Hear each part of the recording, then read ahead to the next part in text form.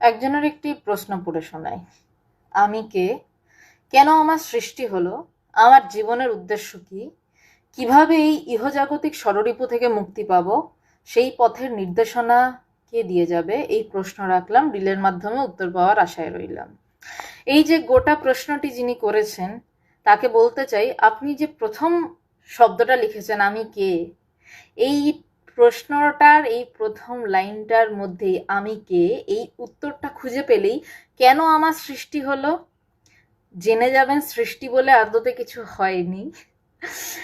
আমার জীবনের উদ্দেশ্য কি, আমি কে জানাটাই আমার জীবনের একমাত্র উদ্দেশ্য। এটাকেই ঠাকুর রামকৃষ্ণদেব ঈশ্বরলাভ বলেছেন, নানান মহাপুরুষ নানানভাবে বলেছে, উপনিষদ আরেকভাবে বলেছে ব্রহ্মকে জানা। শঙ্করাচার্যজি বলছেন ব্রহ্ম সত্য জগন মিথ্যা জীব ব্রহ্মৈব না পার।